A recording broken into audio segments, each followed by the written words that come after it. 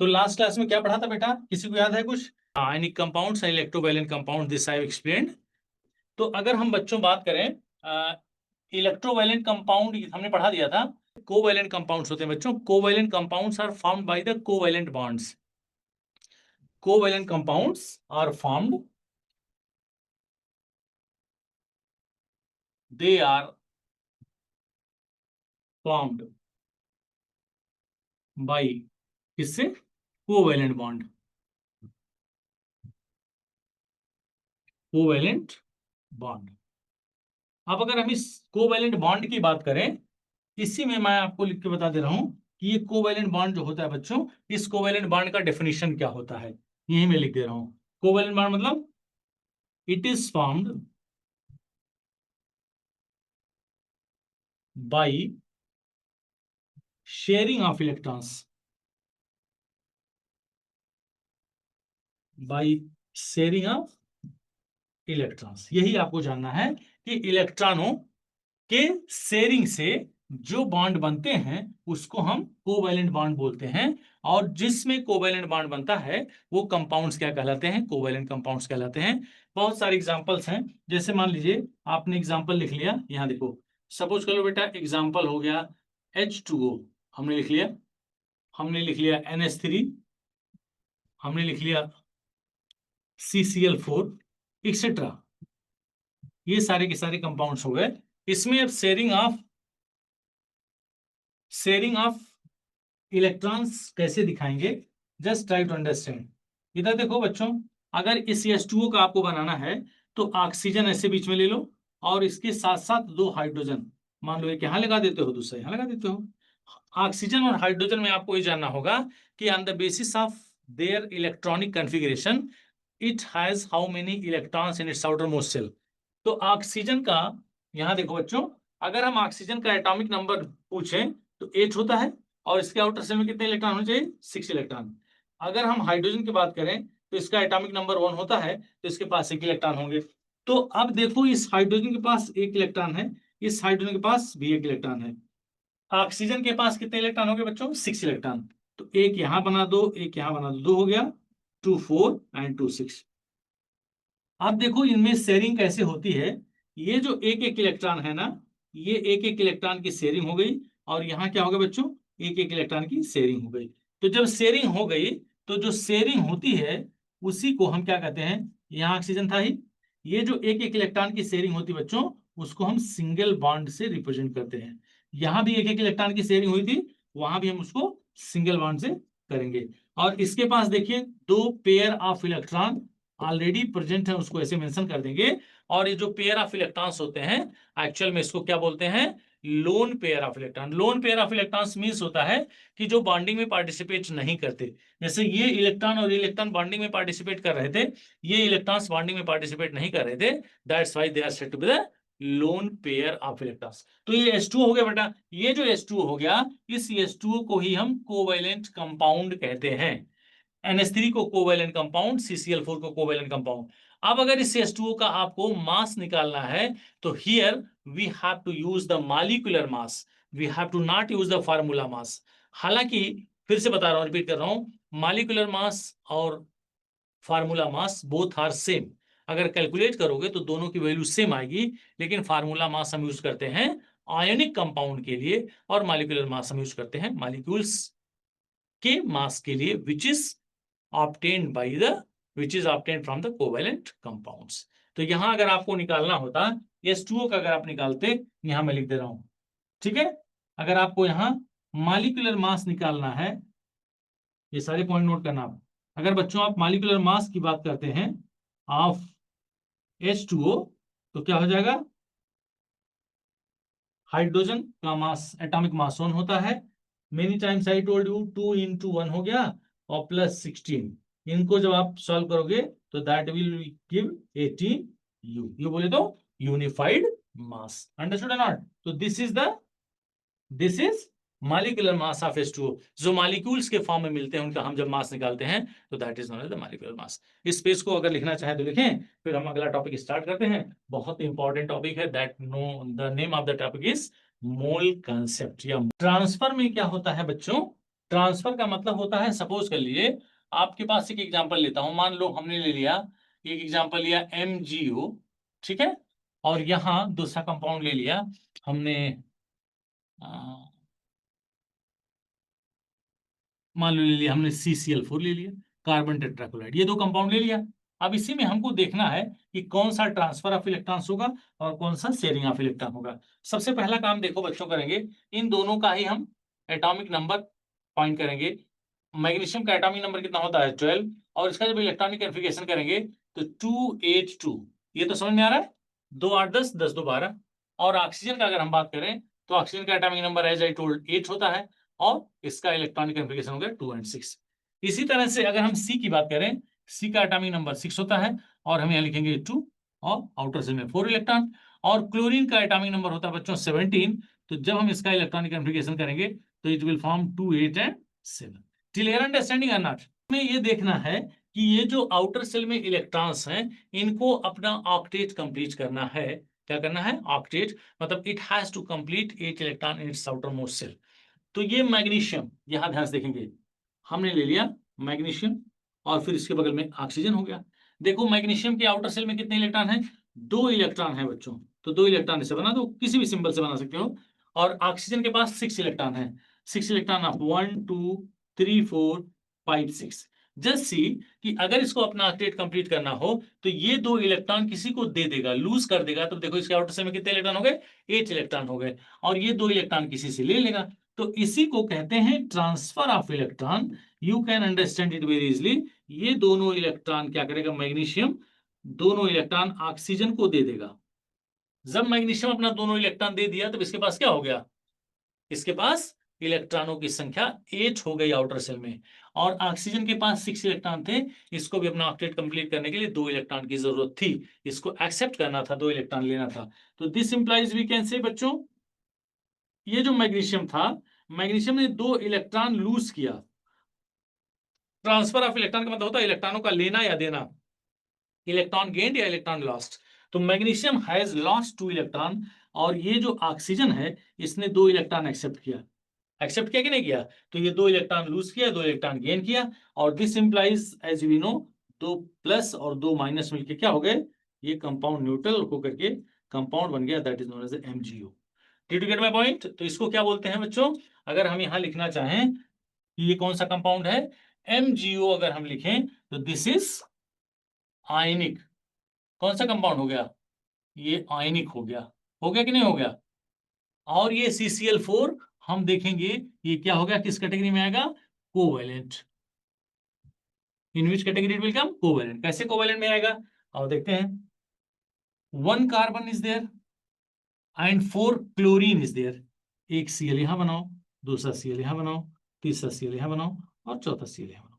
आप देखो बच्चों, Cl के पास, C के पास 4 इलेक्ट्रॉन है, 1 2 3 और 4, और Cl के पास 7 इलेक्ट्रॉन, 1 2 3 4 5 6 7, 1 2 3 4 5 6 7, 1 2 3 4 5 6 7, 1 2 3 4 5 6 7। ये हो गया। अब इसके बाद गौर से देखना, Cl को बच्चों एक इलेक्ट्रॉन चाहिए अपना ऑक्टेट कंप्लीट करने के लिए। तो अगर ये क्लोरीन इसको दे दे, ये कार्बन इसको दे दे, ये कार्बन इसको दे दे, ये वाला अपना इलेक्ट्रॉन इसको दे दे, वाला इसको दे दे, तो सारे क्लोरीन का ऑक्टेट तो कंप्लीट हो जाएगा। लेकिन कार्बन के पास अगर ये 4 इलेक्ट्रॉन लूज कर देगा तो 2 ही इलेक्ट्रॉन बचेगा, इसलिए ऐसा नहीं होगा। और ये कार्बन और क्लोरीन के जो एक एक इलेक्ट्रॉन होंगे बच्चों, ये क्या होंगे? आपस में शेयर करेंगे। क्या करेंगे? आपस में शेयर करेंगे। तो जब शेयर कर लिए तो देखा आपने कि कार्बन के पास 8 इलेक्ट्रॉन हो गए, 2 2 4 2 6 2 8, और क्लोरीन के पास 2 2 4 2 6 2 8, 2 2 4 2 6 2 8, 2 2 4 2 6। अब आपने पूछा तो मैं इसको बता दिया। तो इस तरह से हम इसको क्या लिखेंगे? और ये क्या बन जाएगा? ये देखो C, एक single bond single bond single bond single bond, यहाँ Cl, यहाँ Cl, यहाँ Cl, और यहाँ Cl। तो इस तरह से ये जो बॉन्ड बना इसको कोवैलेंट कहते हैं, और ये जो बॉन्ड बना इसको आयनिक कहते हैं। क्यों आयनिक कहेंगे? आयनिक में हमेशा इलेक्ट्रॉनों का ट्रांसफर होगा और कोवैलेंट में हमेशा इलेक्ट्रॉनों की शेयरिंग होगी। अंडरस्टूड बच्चा? मतलब होता है एक एलिमेंट इलेक्ट्रॉन देता है और दूसरा एलिमेंट इलेक्ट्रॉन लेता है। और जबकि अगर हम शेयरिंग की बात करते हैं तो शेयरिंग का मतलब हो गया, सपोज कर लो ऐसे ही कि जस्ट ट्राई टू अंडरस्टैंड। मान लो तुम मार्केट गए, ऐसे समझोगे समझ में आ जाएगा। मान लो तुम मार्केट गए और मार्केट में तुम दो दोस्त हो और दोनों के पास 5 है, सपोज करना है 5 है। If you are going to purchase a samosa in the market, तो then you are not able to get the samosa because the cost of the samosa is ₹10। तो ₹5 का आप समोसा नहीं पाओगे। तो आप दोनों लोग क्या करोगे, उस 5-5 रुपए की शेयरिंग कर लो। शेयरिंग करके you can purchase one samosa, you can purchase. अब उस समोसा ले करके आप आधा आधा खा लो, थोड़ा खा लो, जैसा भी खा लो। लेकिन अगर आप कहो कि 5 रुपए में उससे कहो कि मुझे आधा समोसा दे दो, तो is it possible? It is not possible. इसी को कहते हैं शेयरिंग। शेयरिंग में दोनों का काम चलता है, दोनों के एक्टिविटी कंप्लीट होते हैं, यही इसका मतलब हो गया। तो दोनों चीजों को लिख लो बेटा, ये तो अभी लिख लेना, अब इसको लिख लो, ठीक है।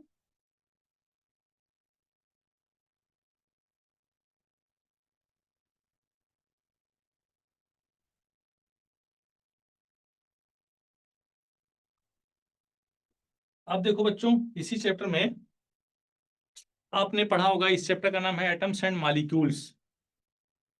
एटम्स एंड मॉलिक्यूल्स के बाद आपको एक नई चीज पढ़ाई जाएगी जो पूरी केमिस्ट्री का बच्चा बेस है, ये ध्यान सुनो। तो जो नया टॉपिक मैं स्टार्ट करने जा रहा हूं, that is known as the mole concept.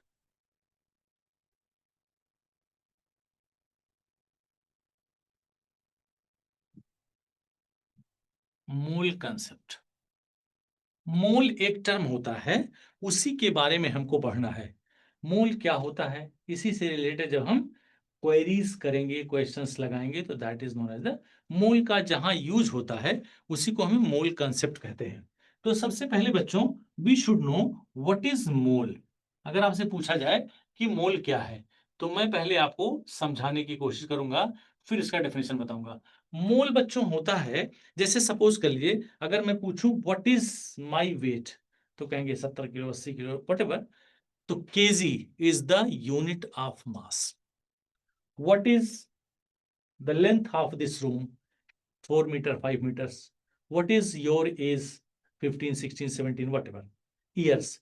तो जितने भी सब्सटेंस हैं, उस सब्सटेंस को रिप्रेजेंट करने के लिए किसी यूनिट की जरूरत होती है।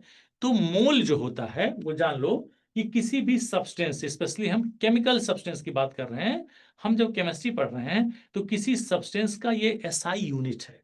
सबसे पहले क्या कहेंगे, it is SI unit, it is SI unit of क्या है, सब्सटेंस। और वो सब्सटेंस क्या होगा, कौन सा होगा, केमिकल सब्सटेंस होगा बेटा।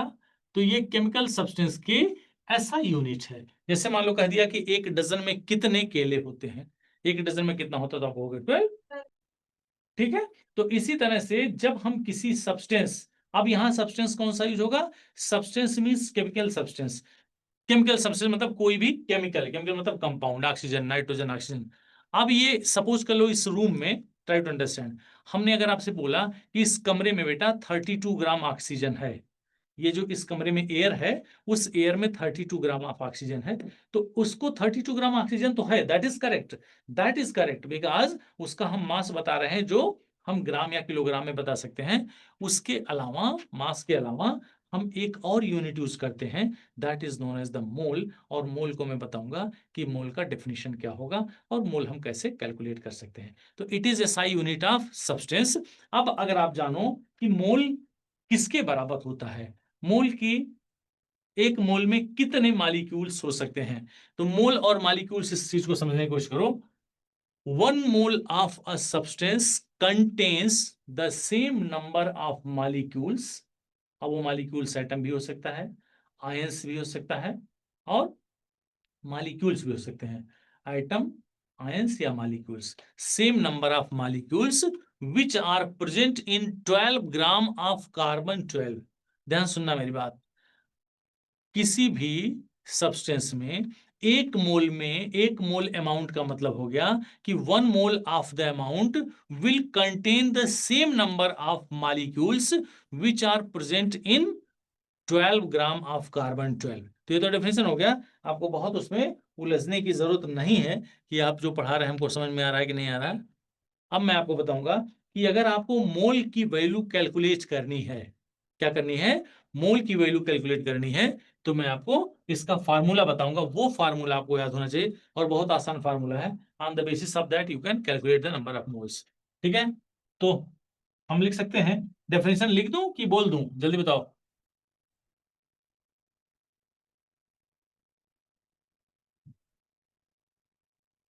1 mole of A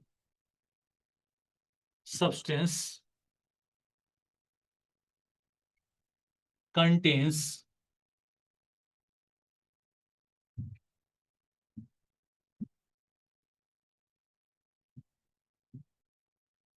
same number of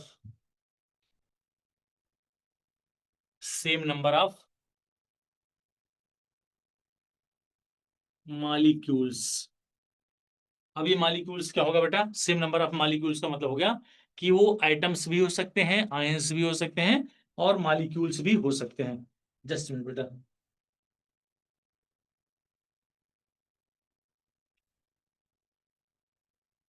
ठीक है। हाँ, 1 mole of a substance contains same number of molecules. और इसमें हम लिखेंगे ये आइटम्स भी हो सकता है, ये आयंस भी हो सकते हैं और ये मॉलिक्यूल्स भी हो सकते हैं। ठीक है, 1 mole of a substance contains same number of molecules atom science, और सॉरी यहाँ मॉलिक्यूल्स नहीं, sorry, 1 mole of a substance contains same number of particles, not molecules, same number of particles.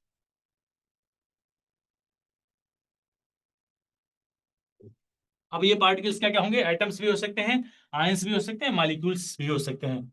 Same number of particles which are present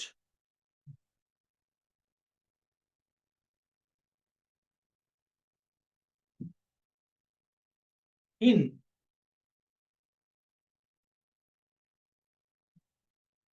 12 gram of carbon 12। Carbon 12 का मतलब होता है carbon के isotopes होते हैं बच्चों, कार्बन 12, कार्बन 13 एंड कार्बन 14। तो इसमें कार्बन 12 जो आइसोटोप्स है उसके 12 ग्राम में जितने पार्टिकल्स होते हैं, चाहे वो आइटम्स हो, आयंस हो या मॉलिक्यूल्स, उसको पार्टिकल्स बोलते हैं, वही उसका 1 मोल कहलाता है। और यहां आप फिर से लिख लेंगे 12 ग्राम ऑफ C12 कंटेन्स, कितने होंगे, C12, 12 gram of carbon 12 contains, यही 1 मोल की वैल्यू होती है। ये आपको याद करना है, 6.022 इंटू 10 पावर 23 क्या होगा, आइटम्स।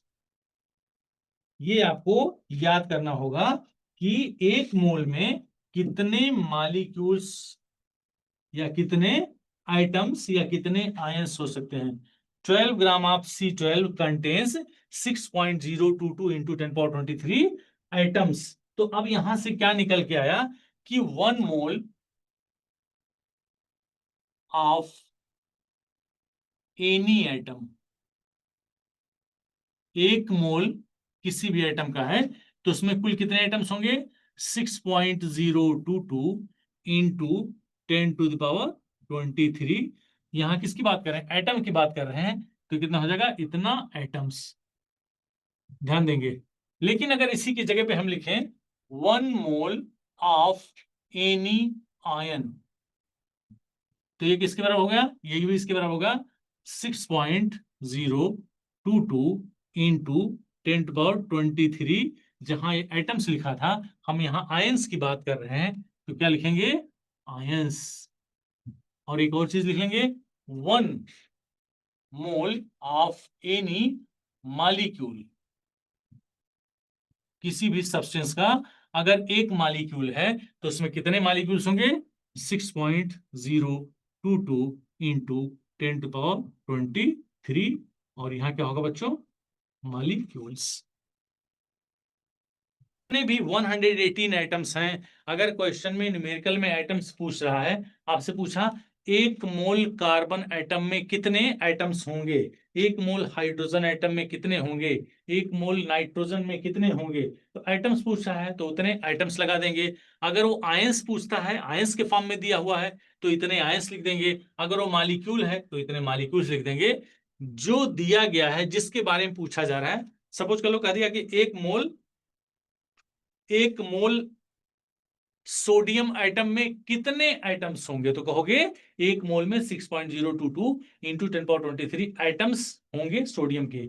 अगर मान लो पूछ लिया कि एक मोल क्लोराइड आयन में कितने आयंस होंगे, तो कहेंगे एक मोल क्लोराइड आयंस में 6.022 इंटू 10^23 आयंस होंगे। अगर पूछा एक मोल क्लोरीन मालिक्यूल में कितने मालिक्यूल्स होंगे, तो कहेंगे 6.022 इंटू 10^23 मालिक्यूल्स होंगे। जो दिया रहेगा उसी के फॉर्म में आपको। और ये जो तीनों आइटम्स, फिर से मैं लिख दे रहा हूं क्योंकि पिछले में मैं लिखा था, ये देखो ध्यान से देखो, आइटम्स आयंस या molecules, try to understand. Items ions या मालिक्यूल्स को ही क्या बोलते हैं बच्चों, पार्टिकल्स बोलते हैं। पार्टिकल्स किसी भी फॉर्म में हो सकते हैं, आइटम्स के फॉर्म में भी हो सकते हैं, आयंस के फॉर्म में हो सकते हैं, और मालिक्यूल्स के फॉर्म में हो सकते हैं। तो ये तो हो गया एक मोल में।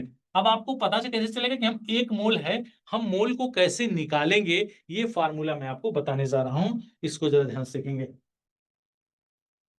यहां देखेंगे नंबर ऑफ मोल्स, ये फार्मूला आप याद करेंगे, number of moles, this is equal to होगा बच्चों, इस नंबर ऑफ मोल्स को आप लिखेंगे, एक चीज दी रहेगी, दूसरा आपको पता ही है। दूसरा पहला होगा मास। किसका मास, जिस सब्सटेंस के बात हम कर रहे हैं उसी का मास दिया रहेगा, और ये मास किस में लिखेंगे, इन ग्राम में, और डिवाइड बाई मालिकुलर मास। ये आपने अभी थोड़ी देर पहले सीखा है कि आप कैसे मालिकुलर मास निकालेंगे। तो number of moles is equal to formula हो गया किसके, मास, जिसके बारे में पूछ रहा है, डिवाइड बाय मालिकुलर मास। या दिस इंप्लाइज, हम कहेंगे दिस इंप्लाइज, ये जो नंबर ऑफ मोल्स होता है बच्चों, इसको हम स्मॉल एन से रिप्रेजेंट करते हैं। किससे, स्मॉल एन से। और मास जो होता है ये स्मॉल डब्लू, क्या होगा, स्मॉल डब्लू। और नीचे वाला क्या होता है, capital M. Try to understand. N का मतलब होता है नंबर ऑफ मोल्स, और स्मॉल डब्लू, ये देखो ध्यान से, स्मॉल डब्लू है, small W upon capital M. तो इस फार्मूले से हम किसी भी सब्सटेंस के नंबर ऑफ मोल्स, अभी मैंने आपको बताया था ना कि सपोज कर लो इस रूम में, बेटा अभी लिखना, सपोज कर लो इस रूम में अभी हमारे पास 32 ग्राम, 32 ग्राम ऑक्सीजन गैस है। ठीक है, 32 ग्राम ऑक्सीजन है इस रूम में। अगर आपसे पूछा जाए कि इस रूम में ऑक्सीजन तो 32 ग्राम है, तो क्या उसको कितने मोल्स में आप बता सकते हो, तो लिखोगे number of moles is equal to होता है, अभी बोला हूं बेटा, W/M। तो W की वैल्यू दी गई है 32 ग्राम, ये ग्राम में लिखा गया है।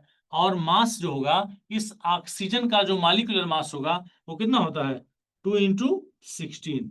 तो वैल्यू हो गई 32/32, दैट इज इक्वल टू 1। और इसकी यूनिट क्या होगी, मोल। मेरी बात को समझ गए, इसको लिखना नहीं है, ये समझाने के लिए था कि इस रूम में मैं बोल रहा हूं कि जो ऑक्सीजन है, उस ऑक्सीजन में 32 ग्राम ऑक्सीजन है इस समय। इस रूम में जितने एयर हैं, उस एयर में 32 ग्राम ऑक्सीजन है। तो अब आप कहोगे कि सर 32 ग्राम ऑक्सीजन है तो सही है, लेकिन इसको मोल में कैसे कन्वर्ट करेंगे, तो यू कैन से इधर 32 ग्राम ऑक्सीजन इज देयर, या 1 mole of oxygen is there. तो इस 32 ग्राम को जब आप मोल में कन्वर्ट करोगे तो कितना आ जाएगा, 1 मोल आ जाएगा ऑक्सीजन के लिए। ऐसे अलग अलग चीजें होंगी, बस वो डिपेंड करेगा उसके दिए गए मास पे और उसके मालिकुलर मास पे। मालिकुलर मास हर मालिक्यूल का अलग अलग होगा, हर सब्सटेंस का अलग अलग होगा। तो हर सब्सटेंस के लिए आपको क्या करना होगा, निकालना होगा। जैसे मान लो दूसरा एग्जांपल, सपोज कर लो दूसरा एग्जांपल मैं बता रहा हूं, इस रूम में 22 ग्राम CO2 है। क्या है, 22 ग्राम CO2 है। ये सही है, क्योंकि CO2 का आप मास निकालेंगे तो 22 ग्राम CO2 है दिया हुआ है। अब अगर इसको मोल्स के फॉर्म में निकालोगे, तो मोल्स होता है बेटा N = W/M। अभी फार्मूला लिखा हूं देखो, number of moles equal to mass upon molecular mass, N = W/M। तो W की वैल्यू दी गई है बच्चों क्या, 22 दिया गया है, तो लिखेंगे 22। और मालिकुलर मास किसका निकालना है, CO2 का। CO2 का मालिकुलर मास आप कैसे निकालोगे, कार्बन का होता है एटॉमिक मास 12, और प्लस ऑक्सीजन का 16 होता है, लेकिन दो में आपने क्या करेगा, 16 से मल्टीप्लाई करेंगे, तो दिस विल गिव 22 अब 5 16 दूनी 32 12 44 आएगा नहीं आएगा इतना मोल। 22/44 इजिकल टू आ गया 0.5 या 1/2। तो आप दोनों चीजें कह सकते हैं, दिस रूम कंटेन्स, या हम 22 gram of carbon dioxide is also equal to 0.5 mole of CO2। Did you get my point? हाँ, अब देखो इसमें मान लो कह दिया कि 22 ग्राम, क्वेश्चन क्या पूछेगा कि 22 ग्राम कार्बन डाइऑक्साइड में कितने मॉलिक्यूल्स होंगे कार्बन डाइऑक्साइड के, या पूछ लिया कि 32 ग्राम ऑक्सीजन में कितने ऑक्सीजन के मॉलिक्यूल, ये तो मोल की संख्या हो गई ना, ये किसकी संख्या हो गई, मोल्स की। तो जब मॉलिक्यूल्स की संख्या निकालेंगे तो एक मॉलिक्यूल्स में कितने होंगे, इधर देखो, एक मोल में कितने मॉलिक्यूल्स से, 1 mole is equal to 6.022 into 10 power 23। तो आपको क्या करना है बच्चों, आपको इसी में जब मॉलिक्यूल्स निकालोगे तो इसी में 6.022 इंटू 10 पावर 23 से मल्टीप्लाई कर लोगे 1 से, तो वही वैल्यू आ जाएगी। लेकिन इसमें क्या करना होगा, 0.5 से मल्टीप्लाई करना होगा, तो you will get the 3.011 into 10 power 23। जो मोल्स आएगा उसी मोल्स में आपको 6.022 इंटू 10 पावर 23 से क्या करना होगा, मल्टीप्लाई करना होगा। Understood? 32 gram of oxygen gas is equal to this much. Therefore यहां लिखेंगे number of oxygen molecules, there of oxygen molecules, कितनी वैल्यू हो जाएगी बेटा, नीचे वाला दिख रहा है, ऑक्सीजन मॉलिक्यूल्स 1 था, तो 1 में हमने कितने से मल्टीप्लाई करना है, 6.022 इंटू 10 to the power 23। ये किसकी वैल्यू आएगी, ये मॉलिक्यूल्स आप निकाल रहे हो, तो जो वैल्यू आएगी वही मॉलिक्यूल्स लिखेंगे। तो लिखेंगे देयरफॉर, यहां भी लिख देंगे नंबर ऑफ मॉलिक्यूल्स। यहां क्या निकालेंगे, नंबर ऑफ मॉलिक्यूल्स क्या होगा, ये 0.5 into 6.022 into 10 to the power 23। ये जो वैल्यू आएगी, यहां लिख दे रहा हूं, ये जो वैल्यू आएगी दिस इज इक्वल टू इतना, हम इसकी यूनिट क्या लिखेंगे, मॉलिक्यूल्स। ठीक है, और ये क्या होगा, इतना मॉलिक्यूल्स। नाउ अंडरस्टूड बेटा? तो सबसे पहले मोल्स निकालेंगे, और मोल्स जितना भी आ जाएगा उसमें हम इसी वैल्यू से मल्टीप्लाई कर देंगे। कौन सी वैल्यू होगी, वो फिक्स होगी 6.022 इंटू 10 पावर 23 से। तो इसको नोट करिए, फिर आगे बढ़ाता हूं। अभी इसको नोट करिए, ये कहाँ गया, पहले इसको करिए फिर अगला वाला, इसको भी लिखो। हाँ, फॉर एग्जाम्पल करके लिख लो, एग्जाम्पल 1, और इसको लिख लो example 2।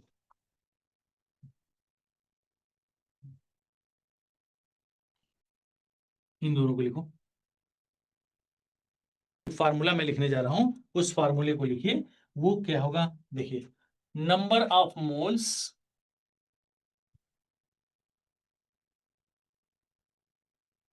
Equal to, number of moles is equal to होता है बच्चों नंबर ऑफ मॉलिक्यूल्स। जो क्वेश्चन में दिया रहेगा, आपको इसके दिमाग में टेंशन नहीं लेना है कि नंबर ऑफ मॉलिक्यूल्स हम क्या करेंगे, और जो वैल्यू दी रहेगी उसी में हम 6.022 इंटू 10 पावर 23 से क्या करेंगे, डिवाइड कर देंगे। ये आपके पास एक और फार्मूला निकल करके आया कि नंबर ऑफ मोल्स अगर आपको निकालना है तो क्या करोगे, जो मॉलिक्यूल्स दिए रहेंगे क्वेश्चन में, ये क्वेश्चन में दिया रहेगा, आपको कुछ नहीं करना है, you have to divide that number of molecules by 6.022 into 10 power 23। अब पूछोगे कैसे आ गया, इसलिए आगे बेटा, अभी थोड़ी देर पहले मैंने बोला था कि एक मोल में मॉलिक्यूल्स की संख्या कितनी होती है, 6.022 into 10 power 23। 1 mole of any substance contains 6.022 into 10 power 23 number of molecules. तो मॉलिक्यूल्स निकालने का एक फार्मूला ये भी हो गया, और एक और फार्मूला, 3 फार्मूले हैं, इन तीनों फार्मूलों को आप बिल्कुल याद करेंगे। दूसरा फार्मूला क्या हो सकता है, तीसरा वाला, number of moles equal to हो जाएगा, देखो,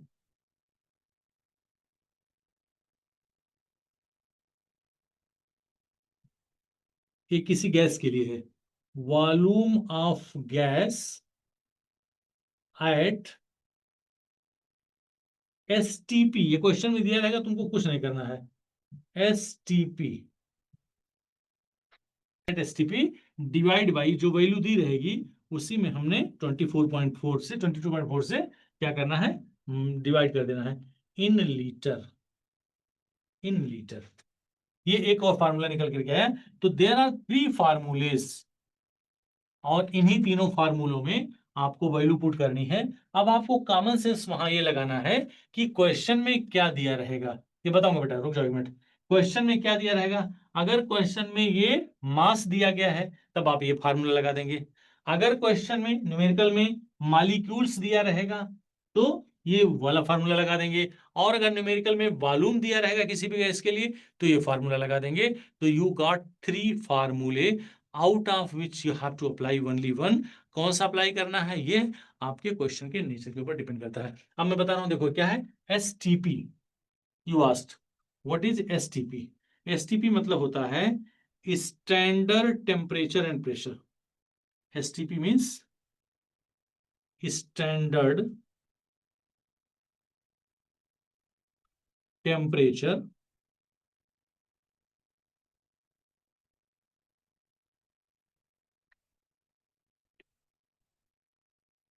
एंड प्रेशर। अब ये जानना होगा कि अगर आपसे पूछा जाए कि एसटीपी पर समटाइम्स, ध्यान देना, sometimes this STP is also written as NTP. N मतलब होता है नॉर्मल, एन का मतलब हो गया नॉर्मल, ध्यान देंगे, इसका मतलब हो गया नॉर्मल।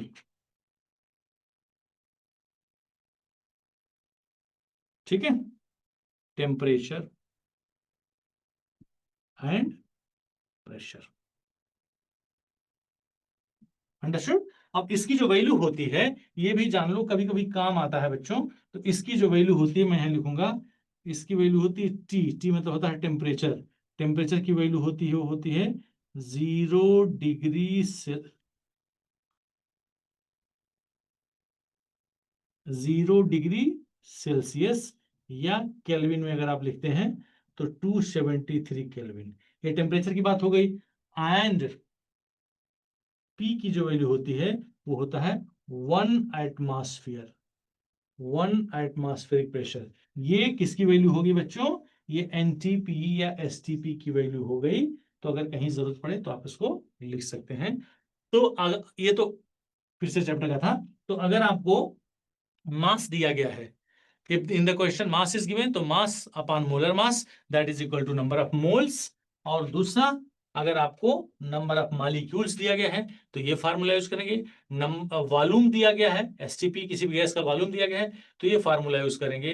और ये एसटीपी का हमने लिख दिया full form standard temperature and pressure. इसी को कहीं कहीं एनटीपी भी लिखा रहता है, that is normal temperature and pressure. Normal temperature pressure और स्टैंडर्ड टेम्परेचर प्रेशर का होता है T equal to 0 degree Celsius या 273 केल्विन। एंड प्रेशर होता है 1 एटमॉस्फेरिक प्रेशर। और 1 एटमॉस्फेरिक प्रेशर को हम क्या लिखते हैं, मिलीमीटर में और सेंटीमीटर में लिख सकते हैं। तो इसको लिखो, फिर अभी मैं क्वेश्चन के नेचर को देख करके बताऊंगा कैसे। Note down. मान लो सबसे पहला आसान वाला क्वेश्चन देखते हैं। Question, find out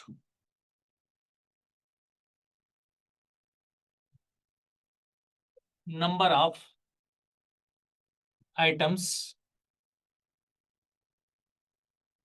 present in,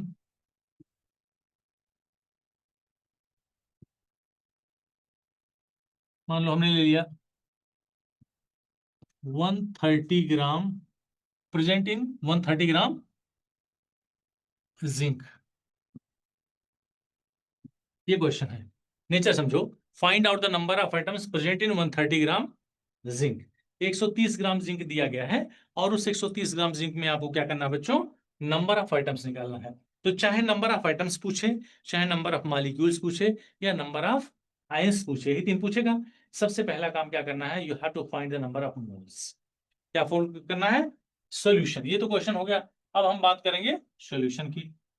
एक क्वेश्चन क्वेश्चन मुझे बताने दो बेटा, फिर आप अगली बार में जो नेक्स्ट क्वेश्चन दूंगा उसको आप सॉल्व करना। फाइंड करेंगे बच्चों number of moles,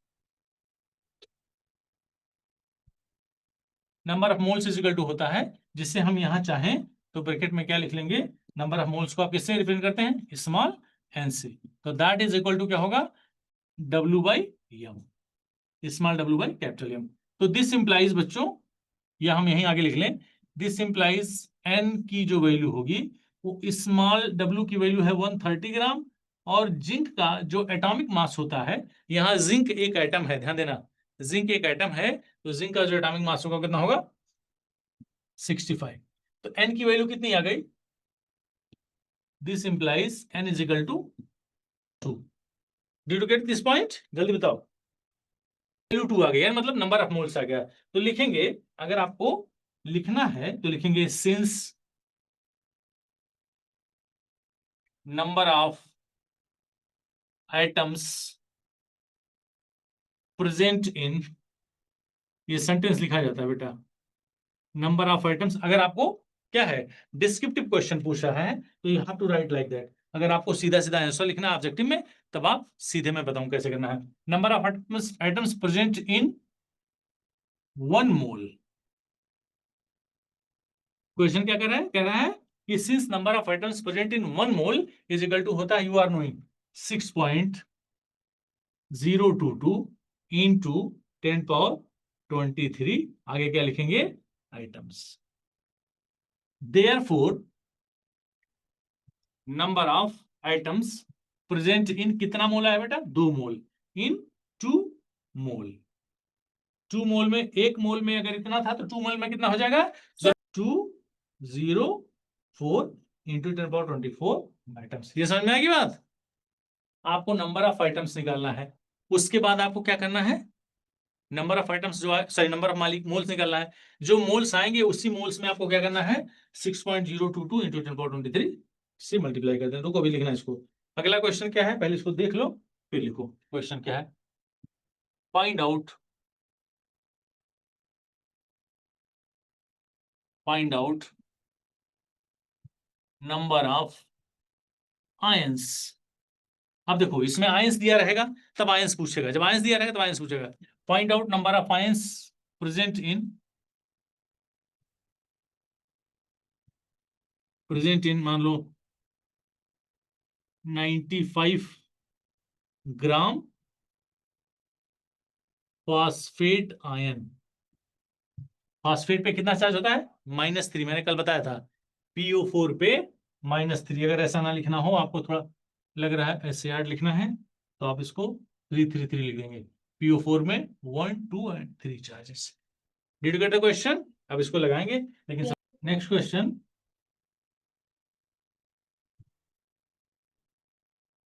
how many moles are there in, how many moles are there in